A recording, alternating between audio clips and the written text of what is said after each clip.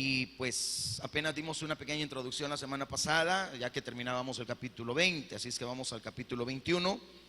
Y Dios mediante, pues vamos a ir avanzando en este estudio esta noche. Y lo que nos resta para poder terminar precisamente este capítulo 21. Y luego pues seguir con el libro que podamos estudiar más adelante. Vamos a buscar capítulo 21 de Juan. Veamos el versículo primero en adelante. La palabra del Señor dice: después de esto, Jesús se manifestó otra vez a sus discípulos junto al mar de Tiberias, y se manifestó de esta manera. Estaban juntos Simón Pedro, Tomás llamado el Dídimo, Natanael el de Caná de Galilea, los hijos de Zebedeo, y otros dos de sus discípulos. Simón Pedro les dijo: voy a pescar. Ellos le dijeron: vamos nosotros también contigo. Fueron y entraron en una barca, y aquella noche no pescaron nada. Cuando ya iba amaneciendo, se presentó Jesús en la playa, mas los discípulos no sabían que era Jesús. Amén. Bendito Padre que estás en los cielos, queremos darte gracias, Señor, en esta hora por la bendición de tu palabra. Señor, te ruego que nos hables a todos, que nos bendigas, que podamos ser, Señor, hacedores de la palabra, no solo oidores olvidadizos, Señor, sino que pongamos por obra lo que hoy vamos a aprender en este estudio bíblico, Señor. Te ruego en el nombre de Jesús que bendigas a los que ya estamos reunidos, a los que vienen en camino, Señor, que por cuestiones de lluvia han tenido su atraso, su inconveniente en llegar. Guárdales, cuídales, bendíceles, Señor mi Dios. En el nombre bendito de nuestro amado Señor Jesús lo pedimos, que este estudio bíblico sea de bendición para cada uno de los que hoy nos hemos reunido en tu casa. En el nombre de Cristo, amén y amén. Bueno, como siempre, y lo decía la semana pasada, se pone en tela de juicio el capítulo 21, si fue escrito por Juan o fue escrito por uno de sus alumnos de Éfeso. Sin embargo, en lo personal considero de que sigue siendo la pluma de Juan. Es más, todo el evangelio de Juan fue cuestionado en el sentido de que no creían que Juan, el apóstol, había sido el escritor de este evangelio. Sin embargo, pues él da tantos detalles, da tantas, llamémosle así, tantos pormenores de lo que Jesús hizo, que solamente una persona, un testigo ocular podía dar fe de lo que aquello se estaba realizando en aquel momento. O sea, Juan nos ha dado de alguna manera fechas, fiestas, detalles, eventos que solamente un testigo ocular podían dar fe y testimonio al estar precisamente ahí. Recuérdese usted que el doctor Lucas, el escritor del evangelio que lleva su nombre, él pues de alguna manera, él no fue un testigo ocular, él no fue un apóstol. Es el único evangelio de los 4 escrito por un gentil y alguien que no tuvo la oportunidad de ser un apóstol del Señor, pues fue Lucas. Ahora, él recibió del apóstol Pablo, con quien anduvo en todos los viajes misioneros, de Juan Marcos, que también fue un testigo ocular, y de Pedro, por supuesto, y de otros más, ¿verdad? Que recopilaron todo lo que Lucas escribe en su evangelio. Entonces, él no fue un testigo realmente ocular. Ahora, no por no ser un testigo ocular no tiene validez su evangelio, al contrario, es decir, de buena fuente, él recopiló toda la información. Y por ser un profesional de la medicina en aquella época, Lucas se da a conocer a Señor Jesucristo como el Hijo del Hombre. Es decir, él lo presenta más en la persona, en la parte humana del Señor Jesucristo, teniendo amor por las almas, teniendo esa cercanía con los seres humanos, y no lo presenta tanto en el aspecto divino como lo presenta el apóstol Juan. O sea, ahí es donde vemos una diferencia entre un evangelio y otro. Ahora, el escritor del evangelio de Juan, desde el capítulo 1 al 20, nunca se mencionó a sí mismo. Usted nunca ve a Juan diciendo: yo, Juan, soy el que estoy escribiendo, o yo, Juan, soy el que digo esto. No, él siempre decía: el discípulo al que el Señor amaba. ¿Verdad que sí? Él siempre decía: el discípulo amado. Él casi siempre hablaba en tercera persona. Entonces, hermano, nunca se menciona a sí mismo, ni tampoco a los miembros de su familia. No lo llama mi mamá, mi papá, sino que él siempre hablaba: los hijos de Zebedeo. O sea, hablaba de él y de su hermano Jacob, hijos de Zebedeo. Hablaba así de su familia, ¿verdad? Entonces, la larga cantidad de detalles nos hace ver que el capítulo 21 siempre también fue parte del evangelio de Juan. Entonces, pero ¿por qué se agregó Y si usted mira el verso 30 y 31, hasta ahí llegaría el Evangelio de Juan, donde dice, capítulo 20, verso 30, hizo además Jesús muchas otras señales en presencia de sus discípulos, las cuales no están escritas en este libro, pero estas se han escrito, dice, para que creáis que Jesús es el Cristo, el Hijo de Dios, y para que creyendo tengáis vida en su nombre. Ahí terminaría el Evangelio de Juan. Ahí terminaría y no habría ningún problema. Lo aceptamos, lo recibimos, lo vivimos, lo deleitamos, lo estudiamos, ¡pum!, se acabó. Pero entonces, ¿por qué se agrega después de la conclusión del verso 30 y 31 el capítulo 21? Hay muchas razones, hay muchos alegatos. Hermano, en primer lugar yo le tendría que decir a usted que es para probar que el Cristo resucitado tiene interés por su iglesia y que su poder maravilloso y su tierno amor no han decrecido en forma alguna, para nada. Fíjese que si uno mira el capítulo 21, vea usted el versículo 14 por lo menos. Esta era ya la tercera vez que Jesús se manifestaba a sus discípulos, dice, después de haber resucitado de los muertos. Veamos siempre el capítulo 21, el verso 5. Hijitos, ¿tenéis algo de comer?, les dijo el Señor. Le respondieron, no. Dice el 6, Él les dijo, echad la red a la derecha de la barca y hallaréis. Entonces la echaron, ya no la podían sacar por la gran cantidad de peces. Ve el versículo 12, le dijo Jesús, venid, comed. Y ninguno de los discípulos se atrevía a preguntarle, ¿tú quién eres?, sabiendo que era el Señor. Entonces lo que vemos acá es que, como debe haber habido algunas consideraciones prácticas a esto, entonces Juan detalla esas cosas, y que su poder y su tierno amor no bajó nunca, no decreció nunca. Es más, después de 2000 años de que el Señor se fue a los cielos a preparar morada para usted y para mí, Él nos sigue amando como el primer día. O sea, Él no ha decrecido en su amor. Entonces, veamos el capítulo 20, verso 19.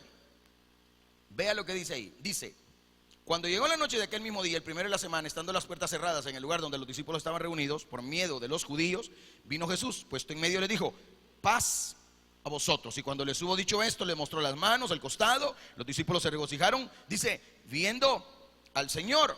Entre otras cosas, dice ahí en el 21, Jesús dijo, paz a vosotros, como me envió el Padre, así también yo os envío. Y en el 22 sopló y les dijo, recibid el Espíritu Santo. Y le da la comisión, la autoridad para poder proclamar el evangelio del reino, el perdón de los pecados, y que a través de la conversión los que están en pecado puedan vivir en una vida diferente. Ahora, el capítulo 21 podemos considerarlo como una prueba adicional a esa dirección, de que a pesar de nuestro pecado, Cristo sigue amándonos, que Él nos amó antes que nosotros le amáramos a Él, y que aunque estábamos muertos en delitos y pecados, Él nos dio vida para que estemos con Él eternamente y para siempre. Entonces, pero podríamos decir, ¿por qué se escribe el capítulo 21? Para recordar también a los discípulos el hecho de que deben ser pescadores. Y esto no en el sentido natural del término, sino sobre todo pescadores de hombres. Que la iglesia no fue levantada para congregar a un montón de oidores, de gente que no tiene compromiso con Dios. O sea, no fue hecha la iglesia para eso. La iglesia fue levantada para que nosotros seamos pescadores de hombres. Sin embargo, y en relación con eso, hay que tener presente que aquellos a los que se refieren, por ejemplo, el versículo 15 al 17 del capítulo 21, ya están en la iglesia. Vea el verso 15. Dice, cuando hubieron comido, Jesús dijo a Simón Pedro, Simón, hijo de Jonás, ¿me amas más que estos? Le respondió, sí, Señor, tú sabes que te amo. Él le dijo, apacienta mis corderos. Volvió a decirle la segunda vez, Simón, hijo de Jonás, ¿me amas? Pedro le respondió, sí, Señor, tú sabes que te amo. Le dijo, pastorea mis ovejas. Y le dijo la tercera vez, Simón, hijo de Jonás, ¿me amas? Pedro se entristeció de que le dijese la tercera vez, ¿me amas? Y le respondió, Señor, tú lo sabes todo, tú sabes que te amo. Jesús le dijo, apacienta mis ovejas. Ahora, hay que entender que ya están en la iglesia. A quienes el Señor le encarga a Pedro, ya están en la iglesia. No está hablando de inconversos ahí. O sea, en la predestinación, ya usted era iglesia del Señor. No sé si me di a entender con eso. O sea, ya en la predestinación, ya en el conocimiento anticipado del Dios de los cielos, ya usted le pertenecía a Él. ya usted ya estaba en las manos de Él, aunque usted andaba, ¿verdad?, por otro lado, aunque usted andaba allá por Egipto, allá por Sodoma y Gomorra, pero usted ya le pertenecía a Él. Por eso es que encontramos el sentido de que el Señor nos ha preservado la vida y nos ha guardado hasta este día para gloria y honra de su nombre, porque un propósito grande tenía Él para con usted y el Señor lo está cumpliendo. A Él sea la gloria. Entonces, con todo puede ser correcto el propósito que está sugiriendo el Señor. ¿Por qué? ¿Acaso la reflexión acerca del milagro en el versículo 6, donde no podían ni sacar la red porque se rompía casi del montón de peces que tenían, no es lo mismo o similar a lo que pasó en Lucas 5:10? Cuando dice: y asimismo de Jacob y Juan, hijos de Zebedeo, que eran compañeros de Simón. Pero Jesús dijo a Simón: no temas, desde ahora serás pescador de hombres. Los discípulos iban a pescar hombres. El trabajo por el reino debe reiniciarse con vigor, porque así como ellos ya andaban ocupados en sus menesteres cotidianos, ahora tenían que reiniciar el trabajo que el Señor les había ya encargado desde antes, cuando fueron llamados. Pero también el capítulo 21 se escribió para subrayar ante la iglesia que Pedro había sido totalmente restaurado. El capítulo 21 me da evidencia clara y precisa para que no me quede duda que al leer Hechos de los Apóstoles vemos la autoridad apostólica de Pedro. Porque si Juan solo termina en el versículo 31 su evangelio y yo no veo a Pedro restaurado, entonces yo no puedo confiar en Pedro en el libro de Hechos de los Apóstoles, porque yo no confiaría en alguien que no ha sido restaurado para llevar las buenas nuevas de salvación. No sé si me di a entender. Escuche bien, por eso es posible que hubieran surgido dudas respecto a si alguien que había pecado tan gravemente como Pedro pudiera seguir siendo depositario de una importante tarea, es decir, de tanta responsabilidad de pastorear la grey de Jesucristo. Por eso este capítulo nos va a despejar las dudas de aquello que a lo mejor podríamos tener en nuestros corazones. Pero también, como un cuarto punto, y esto solamente lo estoy dando a manera de resumen porque después lo voy a dar en detalle, ya después le vamos a poner ahí las enseñanzas precisas, pero para subrayar, o sea, ¿por qué se escribe el capítulo 21? Para subrayar una vez más la consoladora verdad de la predestinación. Es decir, que sea lo que fuere que ocurra en nuestra vida, eso ya ha sido sabiamente ordenado por el Señor, de la misma manera que había sido prevista y predicha la forma misma de la muerte gloriosa que Pedro iba a tener. El Señor tiene todo bajo control. Nada de lo que en este momento está aconteciendo acá y lo que aconteció antes y lo que acontecerá mañana se ha salido de la mano de Dios. Todo está bajo la poderosa mano del Rey de Reyes y Señor de los Señores. Y si yo entiendo que todo está manejado y controlado por mi Dios, yo voy a descansar en eso. ¿Por qué?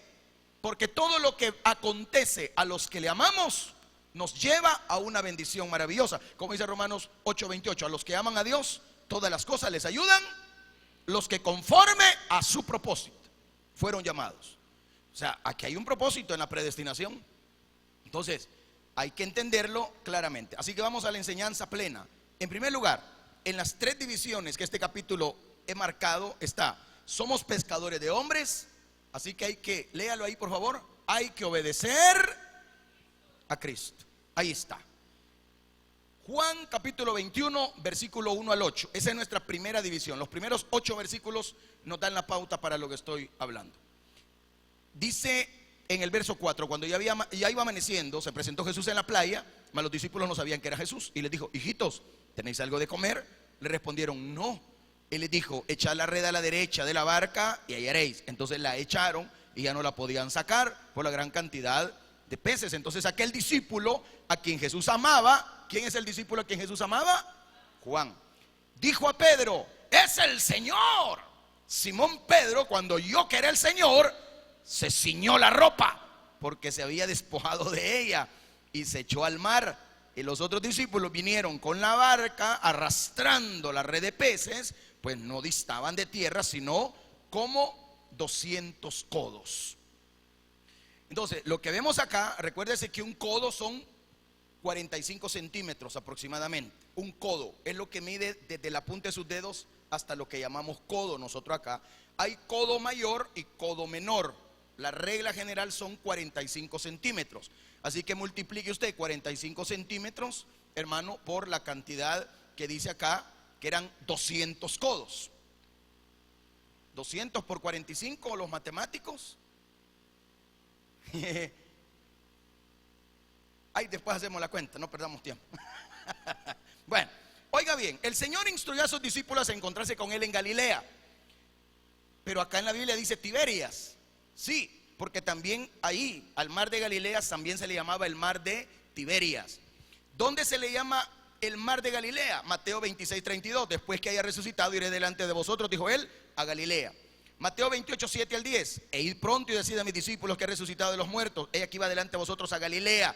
Ahí le veréis. He aquí os lo he dicho. Entonces ella saliendo del sepulcro. Bueno, y ahí sigue el relato. También en Marcos 16:7. Id, decid a sus discípulos y a Pedro que el que va delante de vosotros a Galilea, ahí le veréis como os dijo. Ahora, el apóstol Juan no explicó por qué Pedro decidió irse a pescar. Eso no nos lo cuenta Juanito, no nos dice. Y los comentaristas, teólogos, no concuerdan en sus ideas. Algunos dicen, es que Pedro tenía el derecho de irse a trabajar, hombre, tenía cuentas por pagar y la mejor manera de conseguir dinero era estar en el trabajo donde él había estado toda la vida, que era la pesca. ¿Para qué estar sin hacer nada? Bueno, otros piensan que Pedro había sido llamado de esa vida, de la pesca, y que no estaba bien que volviera a pescar, porque ya lo habían sacado de ahí. Entonces, ¿para qué regresar a la misma empresa que no le daba ni buenas remuneraciones ni nada? Entonces, además de eso, cuando Pedro se fue a pescar, se llevó consigo a otros 6 hombres. O sea, él no se fue solo. Si Pedro estaba equivocado, también los demás lo estaban. Y es triste, como creyentes, que todo lo que hacemos arrastre a los demás a hacer lo malo que nosotros estamos haciendo. ¿Me comprendió lo que acabo de decir? ¿Sabían? Nosotros tenemos actitudes que sin proponernos, o con proposición, no lo sé, ¿verdad? Pero a veces no nos proponemos, pero nuestro mal testimonio siempre va a arrastrar a lo malo a los que nos están viendo. Por eso usted como líder, por eso usted como cristiano, como buen cristiano, se debe de abstener de cosas que hagan pecar a los demás. A eso se le llama pecados de conciencia. Un ejemplo sencillo, a veces las comidas. Por eso Pablo dice en la carta a los romanos, si tú comes algo que a ti te gusta y lo comes en presencia de tu hermano y a él le es ocasión de pecar, es decir, se va a molestar, no te lo comas delante de él, anda a tragártelo a tu casa. ¿Me comprende? Porque esos son pecados de conciencia. Es como yo le digo, por ejemplo, yo nunca he ido al estadio a ver un partido de fútbol. Tampoco es pecado que vaya a entrar a ver un partido, no es pecado. O que alguien vaya a ver un partido del mundial. Yo no he podido ver ninguno, no me queda tiempo, pero si alguien se sienta a ver un partido y tiene el tiempo para verlo, una vez y cuando no tengo unas verdes a la par, o unas morenas, pues bueno, ¿me entiende? Pero eso no es ningún pecado, hombre. Ir al cine, ay, ¿para qué ir al cine? Si no vamos al cine, pero en la casa tenemos televisión y DVD y ahí miramos todas las películas. Y a veces hasta películas que no tenemos que ver. ¿Aló? No podemos condenar a la gente que va a un estadio o a un cine. El problema es lo siguiente: ¿con qué propósito voy a ir yo al cine? Y usted, si usted me ve salir a mí del cine, ¿qué fuera lo primero que usted dijera? No me lo cuente mejor, ya lo adiviné.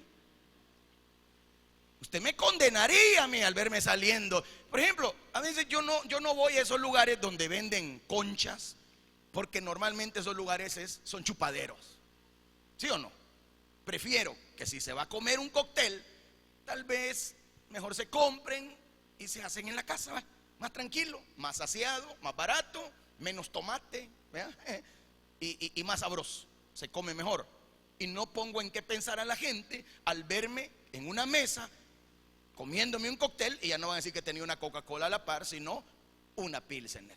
Entonces mejor me evito, porque son pecados de conciencia. Y todo lo que yo haga, óigame bien, todo lo que yo haga, lo que usted haga, que vaya a hacer tropezar a uno de nuestros pequeños, siempre se considera pecado, aunque para usted no sea pecado.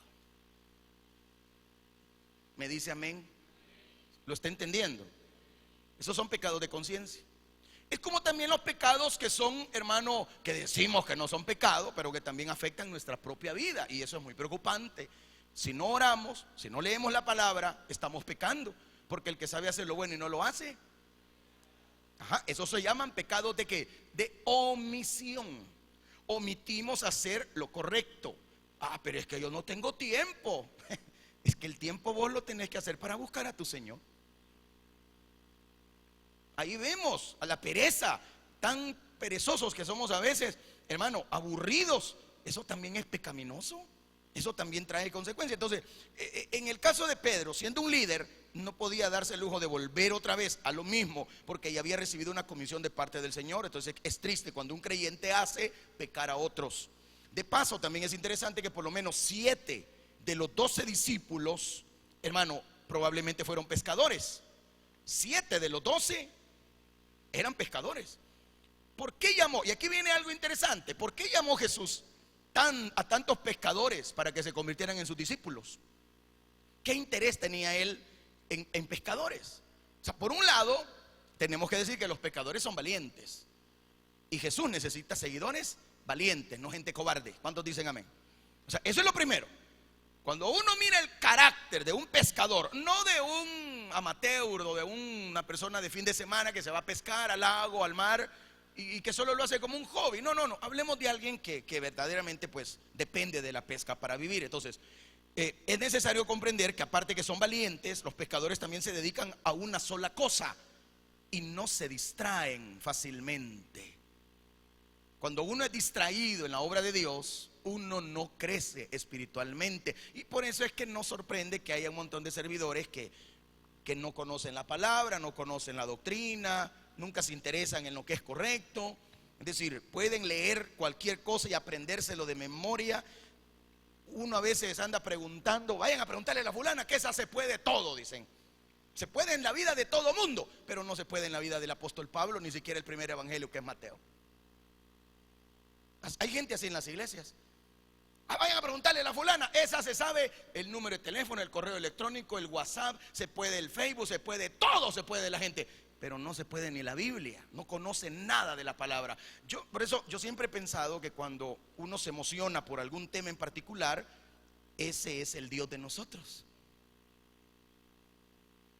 Le voy a poner un ejemplo. Cuando usted ha notado que cuando usted habla con algún caballero, o hasta mujeres, y usted les habla del fútbol, no hombre, esa gente se emociona. Ay, no, si viera, y hasta se les oye la voz. Uno nunca los oye hablar, pero cuando es de fútbol, no, si mire, y viera que ahora Messi hizo aquí, y que el otro hizo acá, y que el otro, ¿verdad que sí? Porque ese es el Dios de ellos. Hay gente que es así. Si usted le habla a las muchachas, por ejemplo, de cosméticos, no, se puede en toda la línea de Mac Factor, de Revlon, de CoverGirl, de no sé, ese es el Dios de ellas. Háblele de zapatos y se empiezan a emocionar. Háblele de flores. ¡Ay, las flores! Es como la gente que usted mira que tiene en su casa cuadros de Picasso. Picasso pintaba bien raro. Él usaba la técnica del cubismo, ¿verdad? Que son unos trazos bien raros. Hay gente que no entiende, no le gusta ese volado, no le emociona. Pero hay unos que pagan millones por tener eso, porque ese es el Dios de ellos. Solo note las pláticas. ¿De qué hablamos tanto nosotros? Cuando yo le hablo de la Biblia a algunos de ustedes, a dormir se van. Ay, no, eso es aburrido. Entonces su Dios no es la Biblia, es decir, no es la palabra de Dios. Usted sabe qué tipo de Dios tiene usted. Gente, no sé si usted ha notado que hay veces cuando uno está platicando con algunos hermanos, algunos estamos bien metidos en la palabra y otros hablando de gatos, de pericos, hablando de plantas, hablando de Mac Factor, hablando de fútbol, hablando de cualquier tontera, porque ese es el Dios de ellos. Yo te pregunto, iglesia, verdaderamente, ¿quién es tu Dios? ¿Qué es lo que tienes en la boca todo el día? ¿De qué te emocionas todo el día? ¿De la comida? ¿Del fútbol? ¿De tus plantas y tus animales? Porque si eso es lo que tienes en la boca todo el día, ese es tu Dios. Si son los zapatos, ese es tu Dios. Si es tu trabajo, ese es tu Dios. Si es tu marido, tu mujer, eso es tu Dios. Entonces, hermano amado, hay que entender que los pescadores son valientes, que los pescadores no se distraen fácilmente, los pescadores tampoco desisten. Estamos pensando, por supuesto, en los pescadores profesionales que trabajan para vivir de esto. Entonces, no en la gente que es como un deporte, ¿verdad? Esos pueden desistir, pero el verdadero pescador no lo hace. Otra cosa que tienen los pescadores, saben recibir órdenes y saben trabajar unidos. Eso es interesante. Porque hay gente en la iglesia que no recibe órdenes y no sabe trabajar unido. Las órdenes para ellos son: me vale. Que el pastor dice, me vale. Que el pastor, a mí el pastor me lo paso por aquí. No prestan atención a la orden, no les interesa la orden, porque para ellos son su Dios. O sea, cuando uno sabe recibir órdenes, y eso lo vemos en las empresas, cuando usted es una persona, y nosotros tenemos el caso de un joven que la esposa siempre se quejó. Él empezó, hermano, en una empresa de telefonía, como una persona que primero lo mandaron como vendedor, pero de repente cuando faltaba alguien en una caja, en alguna sucursal, lo mandaban a él, porque él aprendió a manejar las cajas ahí, de todo ahí la cuestión. Cuando había que programar algún teléfono, llamen a fulano. Cuando había que mandar algún teléfono a algún cliente, mándenlo con fulano. Y la esposa siempre se quejaba: mire, hermano, que lo agarran ahí como que es mil usos. A lo ponen en la caja, lo mandan acá, hasta comprar café lo manda el patrón. Y la pastora siempre le dijo: hija, no te metas, déjalo que él aprenda todo. Un día vas a ver que todo lo que él ha aprendido le va a ayudar y va a crecer. Pues sí, pero ni siquiera le pagan, no le reconocen, porque ella más preocupada por el pisto que por él, ¿verdad? Pero eso, ¿cuál fue el resultado? Ahora él está ganando como 4 veces más de lo que empezó ganando, y ahora está en una mejor posición, o llegó a ser el jefe. Y él sabe más que hasta los mismos programadores de teléfonos y de la caja. O sea, cualquier problema, llamen a fulano, él lo conoce todo. Son personas valiosas en una empresa. Muchos de nosotros hemos sido autodidactas. No hemos sido, por ejemplo, yo nunca fui a un curso de electrónica o de electricidad, y sé hacer un montón de cuestiones electrónicas, redes eléctricas, cosas así. O sea, yo nunca fui a aprender. O sea, hemos sido, hermano, así autodidactas. Yo nunca he ido, por ejemplo, a un lugar a que me enseñen a cocinar, y de repente me salen algunas comidas. Por lo menos no mato a nadie cuando cocino, ¿verdad? Y nunca he ido a pagar un curso de repostería o del otro y lo otro. O sea, nunca. Hemos sido autodidactas, preguntando, hemos aprendido. Y ahí está, mire, la iglesia no ha agarrado fuego a pesar de algunas conexiones que yo he hecho aquí. En la casa, cuando ha habido necesidad de arreglar un chorro, ahí se arregla. Cuando hay necesidad de un albañil, ahí llega yo no soy ni media cuchara, yo creo que soy un cuarto de cuchara todavía, pero ahí va el cuarto de cuchara. Autodidacta. Todo aprendemos, y siempre enfocado a la obra de Dios. Y cualquiera puede decir, pero es que ni le reconocen lo que hace. ¿Y cuál es el problema? Con solo que Dios esté agradado con lo que estás haciendo, basta y sobra, porque la gloria siempre va a ser para Él, la bendición siempre va a ser para el Señor Dios Todopoderoso. Así que no hay ningún problema. Pero aquella gente que no recibe órdenes, a ella le da lo mismo, a él le dicen y no hace caso, no trabaja unido, hace lo que quiere, cuando quiere y como quiere. Ese tipo de persona puede estar en un privilegio porque tiene cuello, pero no porque verdaderamente esté haciendo la voluntad de Dios. Y en la iglesia tenemos gente así, lamentablemente. Están porque uno de veras ha tenido misericordia, no porque desde hace ratos han sido malcriados, han sido soberbios, han sido personas que de verdad no trabajan en equipo. Entonces uno dice, no, hombre, con ese tipo de personas. Yo, pues, en lo personal, por ejemplo, yo así no puedo trabajar con gente que es así. No sé si usted puede, pero yo no. Yo por eso digo, no, ya ni les digo nada, porque no se puede. Entonces, si Pedro y sus amigos, hermano, hicieron bien o mal, no hay manera de demostrarlo. Es decir, el hecho que se fue a trabajar Pedro y se llevó a los demás, el hecho que los discípulos, en lugar de andar predicando, andaban otra vez en la pesca. Entonces, no podemos nosotros condenarlos, porque aunque yo en lo personal creo que no estaba bien, porque ya habían recibido del Señor la comisión de ir a predicar su palabra y no lo hicieron. Y por eso repito, si Dios nos da una orden, hay que hacer caso. Aunque usted diga que usted no está en pecado, pero si usted no está haciendo caso, usted está en pecado, y flagrante. Y muchas veces es hasta adrede lo que se hace. Hay gente que adrede hace lo que hace, para molestar, para dañar, para perjudicar. Bueno, entonces lo que sí puedo decir, y aquí es donde veo yo las consecuencias de no trabajar ni en equipo ni de recibir órdenes. Los esfuerzos de ellos aquí fueron en vano. No habían pescado nada. Es que la gente así no prospera. No prospera. Pero mire, aquel tiene dinero, aquel tiene carro, mire, por eso viene tarde, porque el negocio no lo suelta él. Sí, pero eso no podemos decir que es bendición ni que están haciendo lo correcto. Si no le recibes órdenes a Dios y no trabajas en equipo, entonces tú no estás haciendo bien las cosas. Oiga bien, vea Juan 15:5. Juan 15:5 dice: yo soy la vid, dijo el Señor, vosotros sois los pámpanos. El que permanece en mí y yo en él, este lleva mucho fruto, porque separado de mí, ¿qué pasa? Habían trabajado toda la noche estos fulanos aquí y no habían pescado nada. Con seguridad el apóstol Pedro había recordado lo que sucedió 2 años antes, cuando Jesús lo llamó al discipulado a tiempo completo en Lucas capítulo 5. Ya había recibido el llamado, ya lo había sacado de una vida que no le había dado mayor cosa, mayores logros. Porque uno puede decir: he tenido éxito en lo que he hecho, pero el verdadero éxito no está en amasar fortuna, no está en amasar títulos, no está en ser reconocido por X o Y persona. Es más importante el éxito que proviene de la obediencia y el sometimiento al Dios de los cielos. Es lo que vemos en Jeremías, por ejemplo. Jeremías fue un hombre que él lloraba. Y él decía: Señor, pero es que yo soy un niño, es que yo no sé nada. Y él le dijo: no digas que eres niño, a donde quiera que tú vayas, yo allí andaré contigo. A donde yo te envíe, tienes que ir. Y desde ya te voy a decir: vas a ir a predicarle a un pueblo rebelde, contumaz. Algo parecido a los de Santana, ¿verdad? No te van a oír, no te van a hacer caso, no van a querer nada y hasta te van a querer matar. Y de hecho, los mismos sacerdotes lo metieron en una cisterna y lo querían matar.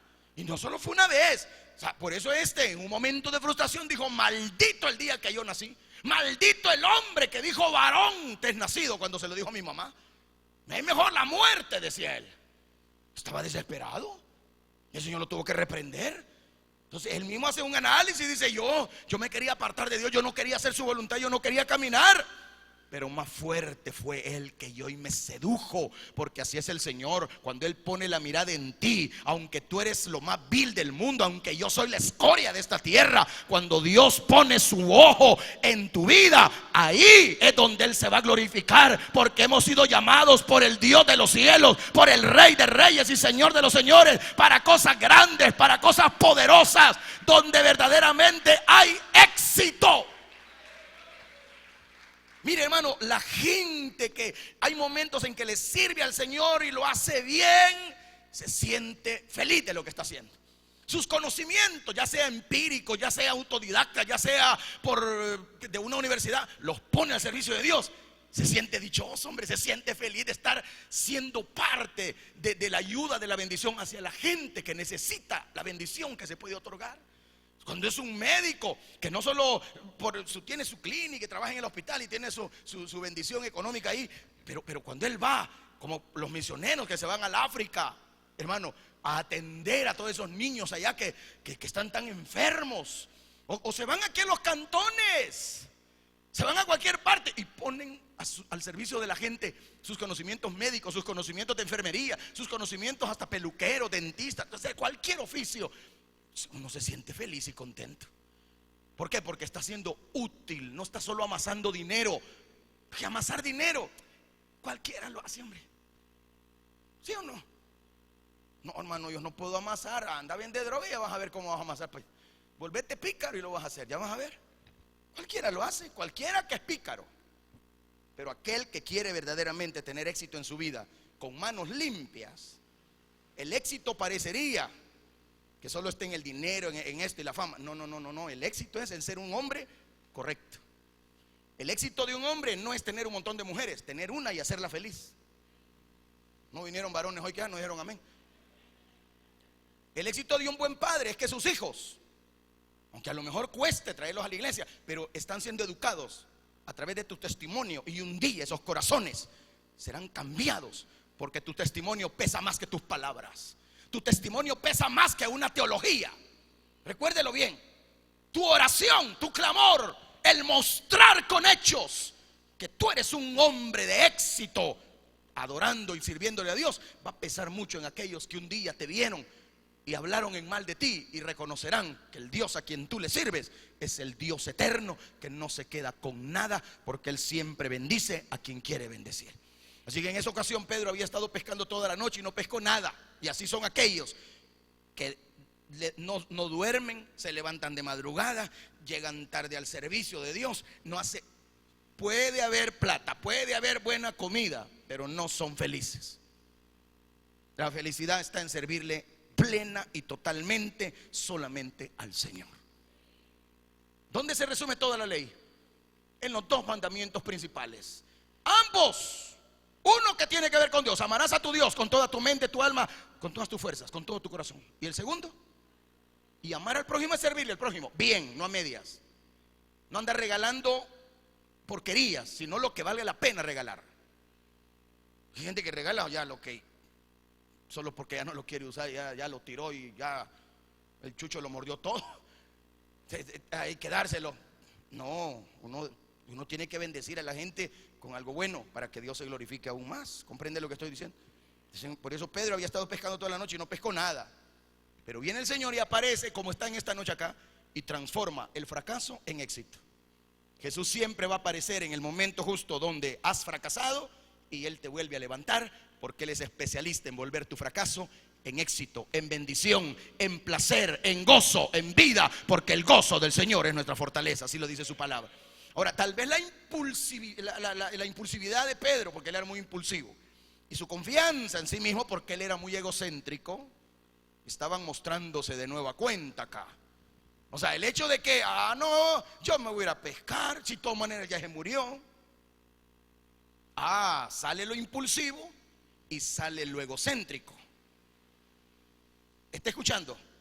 Oiga bien, este hombre era sincero, sí. Era trabajador duro, claro, y lo hizo muy bien el trabajo, pero no hubo resultado.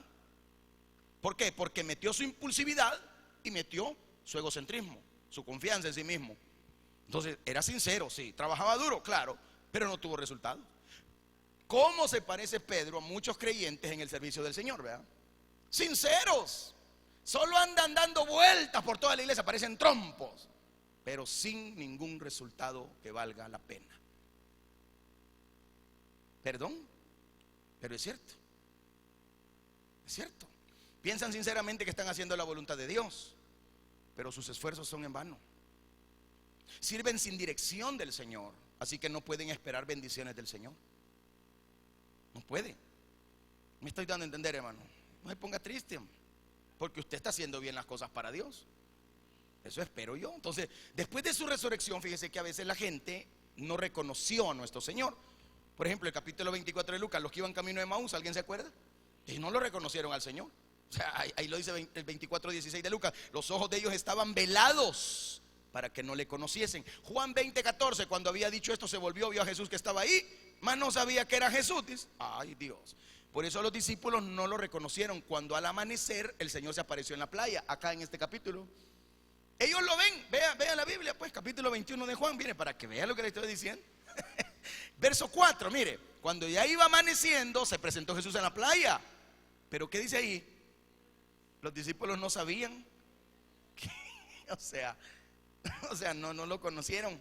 La pregunta que les hizo el Señor esperaba una respuesta negativa.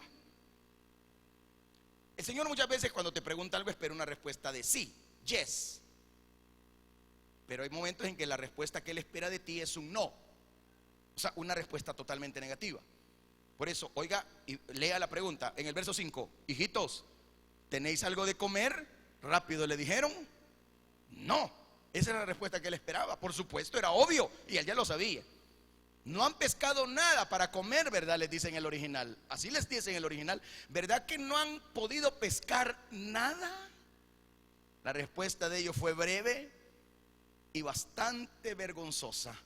No. Y que no eran profesionales de la pesca, pues. Ay, que no eran. Estos tenían la licenciatura en pescadología. Era tiempo de que Jesús hiciera cargo de la situación como lo está haciendo en este momento. Y tal como el Señor lo hizo cuando llamó a Pedro al discipulado, Él tomó a Pedro. Les dijo a dónde echar la red, al lado derecho. Ellos obedecen y pescaron 153 peces.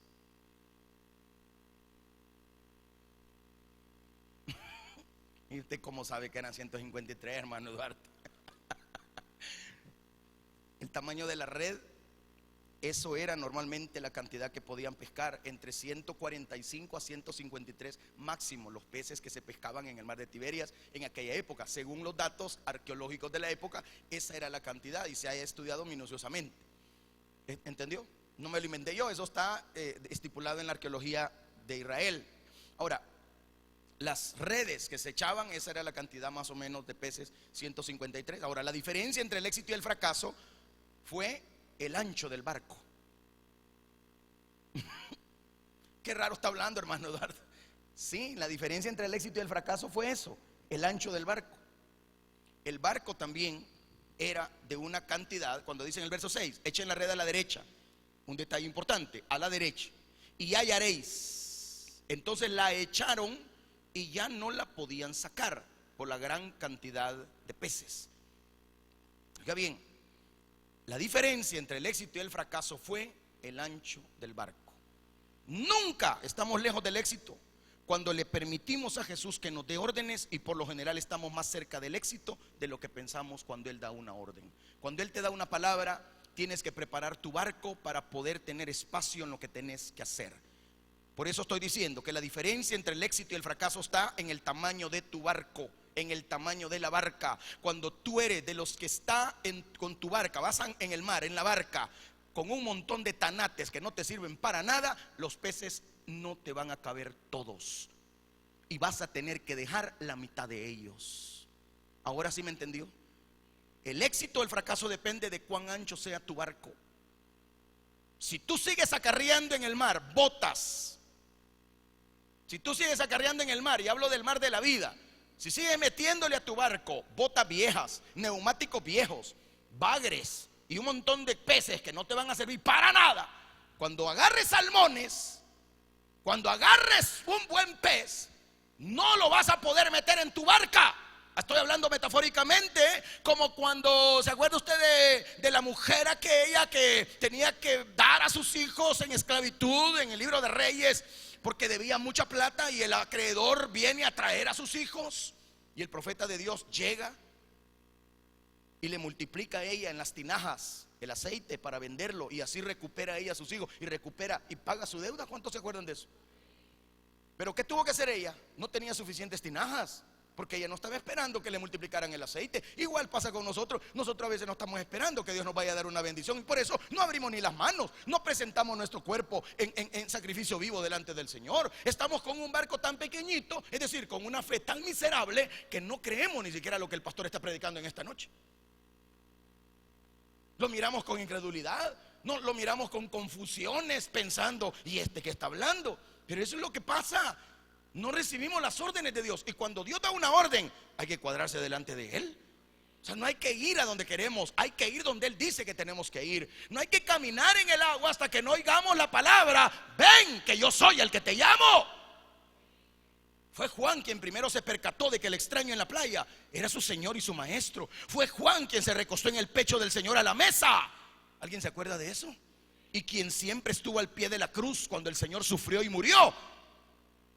Por eso es importante entender lo que estoy diciendo esta noche. Juan fue el primero que se percató, porque primero Juan no era tan hablador como Pedro. La lengua muchas veces a nosotros nos mata la misma fe que decimos tener. Juan no era tan hablador. Juan era el típico cristiano que no habla ni camina tanto. Se viene a recostar en el pecho de su amante Salvador y Señor. Es que ahí está el éxito. No está en el hacer tanto, es más bien en agarrar y tomar la mejor parte. Es lo que vemos en la casa de Betania, la casa de Lázaro, Marta y María.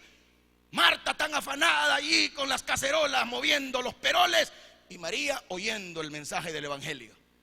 ¿Qué dijo el Señor? Porque la Marta ya toda cansada: Señor, mira que esta que no me ayuda con los ajos y la cebolla.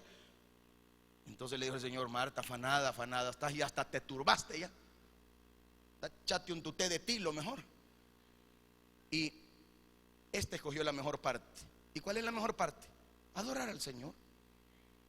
Sí. Juan primero se percató de quién era el que estaba ahí. Fue Juan quien se había recostado en el pecho del Señor en la mesa, en la última cena. Y fue Juan quien estuvo al pie de la cruz. el único apóstol, cuando el Señor murió. En Juan 19:26 lo vemos eso.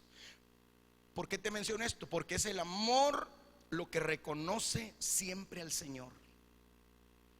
Es el amor lo que reconoce al Señor.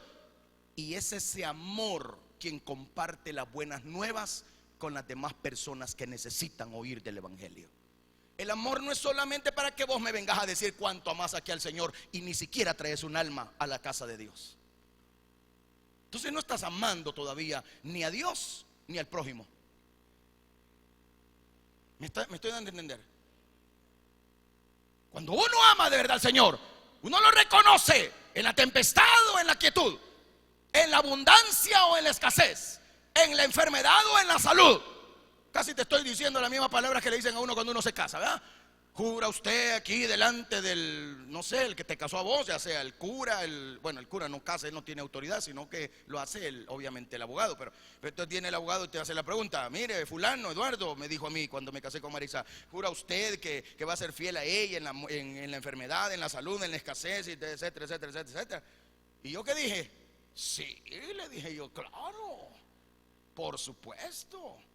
Cuando a ella le preguntan, dijo también lo mismo. ¿Va a estar en la escasez? Sí, y es donde más ha estado. ¿Va a estar en la enfermedad? También es donde más también ha estado. ¿Me entiende? Eso es lo que sucede. Entonces, hay gente que quiere a Jesús solo cuando hay pisto, solo cuando hay salud, solo cuando todo va bien, cuando hay carro que me traiga, cuando hay carro que me lleve. Ajá, eso cualquiera. No. Si a veces hasta la familia. Ah, no, hombre, perde cuidado, hermano, perde cuidado, hermana, perde cuidado, prima. Si yo estoy con vos, yo estoy con vos. Cuando usted llega a tocar, no está. Cuando usted necesita, no puedo. Cuando usted quiere, no tengo. ¿A que sí? El Señor siempre está cuando vos le tocas la puerta. El Señor siempre está cuando vos necesitas, porque Él te ama. Y es que el amor lo entrega todo. Todo es todo. Entonces, ¿qué hizo que Juan fuera el único, el primero que reconoce al Señor en la lejanía? El amor que le tenía. El amor que él tenía. Eso te hace reconocer a ti, al Dios de los cielos. No es la liturgia cristiana, no son los cultos, no es la música o lo esto y lo otro que a veces hacemos en las iglesias. No, Señor. Si aquí, mire, hermano, si ni siquiera los milagros han cambiado a muchas personas en las congregaciones. Hay gente que le hace al Señor milagros y ahí los mira usted haciendo y deshaciendo como tienen rezongada gana. No se puede, si no hay amor, no se puede. Por eso la mujer, el hombre que ama, haya comida, no haya comida, haya salud, no haya salud, ahí están, allí jura, él juró y ha cumplido al pie de la letra. Amén, hermano. No me ponga triste porque algunos están tristes. Ay, que mi hijo eso me ha tocado, hermano. Dele gracias a Dios, hermano, aunque sea algo le tocó. Con su impulsividad característica, el hermano Pedro rápidamente se puso su túnica exterior, porque allá andaba chulón y se echó al agua. Quería ir a Jesús. Esto está en contraste con Lucas 5:8. Viendo esto, Simón Pedro cayó de rodillas ante Jesús después de la pesca milagrosa, ¿se acuerda? Diciendo: apártate de mí, Señor, porque soy hombre pecador. En donde Pedro le dijo que se apartara de él. Lo vemos. ¿Por qué? ¿Por qué le dijo que se apartara de él? Porque todo milagro, toda presencia divina, como yo decía anoche en el mensaje de la gloria, siempre va a demandar santidad. Y cuando tú estás delante de Dios, tú no te sientes perfecto, tú te sientes indigno. Eso es la gloria, sentirse indigno, no merecedor. ¿Me dice amén? Sí, claro. Los otros 6 hombres le siguieron en el barco arrastrando la red llena de 53 peces, 153. En la experiencia registrada de Lucas capítulo 5, de la pesca milagrosa, las redes empezaron a romperse. Pero en esta experiencia la red no se rompió. Por eso podemos decir exactamente cuántos peces habían. En la red, en el llamamiento se rompió, porque no metieron 153, a lo mejor metieron 200 y se rompió. Aquí sí iban exactamente esa cantidad, porque el Señor siempre da lo justo cuando ya tenés el llamado de Él. Cuando no has tenido el llamado, Dios te encanta, Dios te enamora para que vengas, para que estés con Él. Pero cuando ya te tiene, te da lo justo para que aprendas a vivir en abundancia como en escasez. Para que tu amor no sea comprado. ¿Aló? Para que tu amor no sea comprado. ni con Tropigán, ni con Metrocentro, comprado. O sea, ¿me entienden? No se puede, porque el Señor no quiere que le ames por lo que te da, sino por lo que lees. Tal vez podemos ver en estos dos milagros de pesca una ilustración de cómo el Señor ayuda a los suyos a pescar almas perdidas. Todos nuestros esfuerzos son inútiles sin dirección y sin bendición. En esta edad presente, hoy, nuestro mundo, no sabemos cuántos peces hemos pescado, y a menudo parece que las redes van a romperse. Pero al fin del siglo, cuando nosotros veamos al Señor, ni un tan solo pez que hayamos pescado se perderá. Y ahí vamos a descubrir cuántos peces realmente habíamos pescado. Delante del Señor se sabrá quién es quién. Aquí todos decimos que somos. No, delante de Él, ahí es otro rollo. No, Jesús llamó a sus discípulos y el Señor nos llama a nosotros a ser pescadores de hombres. Y fíjense que esa frase no la inventó el Señor Jesús. Algunos dicen que Jesús inventó la frase: os haré pescadores de hombres. No, esa frase nació dentro de todos los maestros griegos y romanos. Antes de él la habían usado por muchos años esa frase. O sea, ser un pescador de hombres en esos días quería decir buscar y persuadir a los hombres, pero pescarlos con la verdad. Recuérdense que la palabra gnosis, que es conocimiento, era lo que los griegos usaban. Entonces, ellos hablaban de filosofías. Ellos presentaban una filosofía que atraía a los hombres hacia ellos. Por eso es que nacieron los llamados areópagos, que eran como los anfiteatros que nosotros ahora conocemos, donde se disertaba largamente, donde pasaba algún erudito, ¿verdad? Y ahí incluso se hacían debates. Los areópagos también eran para presentar algunos dramas, de donde nacen los llamados actores. Pero los actores en esa época se le llamaban hipócritas. La palabra hipócrita tenía el significado obvio de que cuando salía un actor usaba una máscara de este lado y se ponía otra máscara de este otro lado, o a veces era una sola aquí, agarrada con un palito aquí abajo, sosteniéndola acá, así como esto así, y la máscara acá. Luego se quitaba esto y se ponía otra. Por eso la palabra hipócrita quería decir que tenía doble cara. ¿Me debe entender? Esos nacen en el tiempo griego también, con la comedia griega, etcétera. Pero también los areópagos, o el anfiteatro como hoy le llamamos, era para disertar. A veces discutían temas filosóficos. Llegaba un maestro que afirmaba una cosa, luego aparecía otro y le refutaba sus argumentos. Entonces todo esto era para atraer hombres al conocimiento de las filosofías griegas, o incluso las greco-romanas más adelante en el tiempo. Entonces, un pescador, y aquí viene otra enseñanza, un pescador agarra peces vivos, ¿sí o no? Pero cuando los atrapa, se mueren. ¿Para qué sí? Sí, cuando usted va a pescar, o alguien se ha comido algún pescado cuando estaba de brincar en el plato, tiene que morirse. ¿Me está siguiendo? ¿Sí? Entonces, un pescador agarra peces vivos, pero cuando los atrapa, se mueren. El testigo cristiano, ¿cuántos son testigos aquí del Señor? El testigo cristiano procura atrapar peces muertos, porque están muertos en delitos y pecados. Y cuando los ha pescado, Cristo les da vida, y vida en abundancia. Esa es la diferencia también. Mire cuántos peces vemos aquí que estamos bien muertos, pero ahora estamos vivos para la gloria del Rey de Reyes y Señor de los Señores, porque el Cristo viviente nos dio vida cuando estábamos muertos en delitos y pecados. Así dice la carta a los Romanos: y Él os dio vida a vosotros cuando estabais muertos en delitos y pecados. Ahora podemos entender, hermano, por qué Jesús tenía tantos pescadores en su grupo. Eran valientes, eran esforzados, trabajaban en equipo, no se amilanaban, venían tormentas, venía de todo. Por eso es que llamó la atención el evento aquel de cuando la gran tormenta, que ellos se sintieron a morir. ¿Alguien se acuerda? La pregunta: bueno, pero si es que estos estaban acostumbrados a las altas mareas, ¿sí? Pero ellos mismos supieron en ese instante que esa tormenta y esa marea no era natural. Es que si usted le presta atención a ese evento, ellos iban a un lugar a cumplir las profecías bíblicas, es decir, la muerte y resurrección de nuestro Señor. Ellos iban no solo a eso, iban también a cambiar la mentalidad de las principales autoridades que dirigían tanto la economía de Israel como también la parte religiosa. Y el Señor iba a cambiar la mente para bien a unos y a otros para mal. Porque acuérdate que la palabra del Señor es arma de doble filo. Es como una escalera que te lleva al cielo o te puede trasladar al mismo infierno cuando ya sabes la palabra y no la atesoras en tu corazón. Entonces esa tormenta no fue cualquier tormenta, no. Por eso es que la sorpresa de ellos cuando él cae y enmudece a la tormenta y a la tempestad fue grande. No sé, ellos estaban acostumbrados a verse en alta mar a medianoche, en la oscuridad, alumbrados tal vez solamente por la luna llena, no sé, entonces, o por sus lámparas que tenían de aceite o de lo que fuera. Ellos en ese momento se sintieron que ya no podían. No dijeron, esto no es normal. No, esto ya es algo.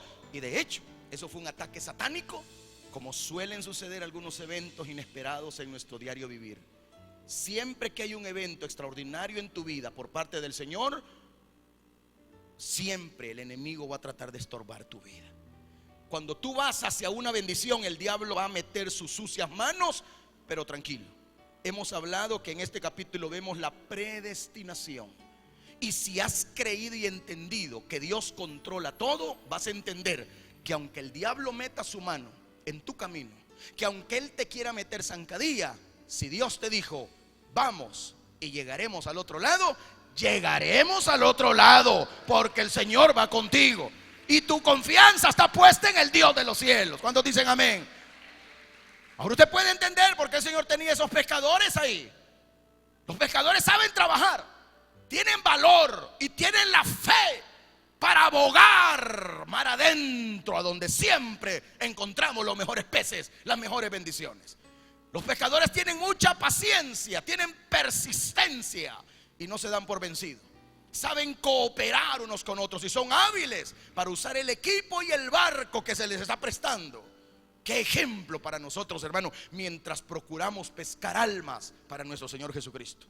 En verdad, nosotros somos pescadores de hombres y hay muchos peces alrededor de nosotros. Si obedecemos las direcciones del Señor, vamos a pescar muchas almas. Pero lo principal en tu vida, que cuando tú obedeces al Señor, las bendiciones que te están rodeando, las bendiciones que no esperas que vengan, van a venir. Porque al igual que aquella mujer, que cuando el profeta Elías llega y le dice, mujer, dame de comer, ella ya no tenía nada para ella ni para su hijo, solamente un puñado de harina y un puñado de aceite para amasar hacer aquel bollo de pan y morirse ella y su hijo. Era su última comida. Para ellos de verdad era la última cena. Y el profeta llega y le dice, mujer, dame a mí de comer. Solo esto tengo, dámelo a mí. Qué ingrato puede decir alguien, el profeta bien comido y estos aguantando hambre. La bendición después del Señor fue grande. Fue grande. Fue grande. Porque a veces nosotros decimos, pero si es que si yo doy esto no voy a poder pagar la deuda. Al contrario, más rápido la vas a pagar, porque fiel es el que llamó, fiel es el que te sostiene y fiel es el que pelea la batalla por ti. No te preocupes. No, que mire que estoy pasando ahorita un momento que yo no me lo esperaba. De repente saliendo del culto me pasó esto. Sí, si es que las huestes de maldad, los principados, las autoridades, lo decíamos el domingo, nuestra lucha no es contra sangre ni carne, sino contra principados, potestades, gobernadores de las tinieblas de este siglo y huestes espirituales de maldad que habitan en las regiones celestes. Pero ¿qué dijo el Señor en Colosenses? Despojando a las dos esferas más fuertes, principados y a las potestades, los exhibió públicamente, triunfando sobre ellos en la cruz. En otras palabras, Él venció por nosotros. A nosotros nos tocan los más bajitos, los más rápidos de derrotar con el poder del Espíritu Santo. Pero Él hizo la parte que tú y yo no podíamos derrotar. Él tiene atado al hombre fuerte, porque así lo establece su palabra, que para Él tener dominio en tu vida, tuvo que atar al hombre fuerte que te dominaba. Ahora tú ya no eres gobernado por ningún pecado ni por ninguna hueste. Ahora estamos en Cristo, y el que esté en Cristo nueva criatura es. Las cosas viejas pasaron, aquí todas son hechas nuevas. Así que tu bendición está segura, porque si Cristo es por vosotros, ¿quién contra nosotros? Dale gloria a tu Señor. Vamos a ponernos en pie. Vamos a darle gracias a Dios Padre nuestro en el nombre de Jesús. Queremos darte gracias, Señor, por la palabra de esta noche, el estudio bíblico, Señor. Gracias, Padre, porque con esfuerzos Señor, tal vez hemos hablado haciendo esfuerzos más grandes en la garganta, pero gracias porque nos has bendecido y hemos sentido tu bendición en la administración, en el desarrollo del culto, Señor. Gracias por también calmar la lluvia para que mis hermanos puedan irse tranquilos a sus casas, Señor. Bendíceles a ellos, llévales con paz, con bien. A los que van en el bus, bendice a mi hermano motorista. A los que se van en ese transporte, como a los que van en su vehículo particular, guárdalos, cuídalos, bendícelos, y que todo lo que hagamos de palabra o de hecho sea en tu nombre y tu gloria. Amén y amén. Que Dios nos bendiga, hermanos, a todos. Que Dios les guarde.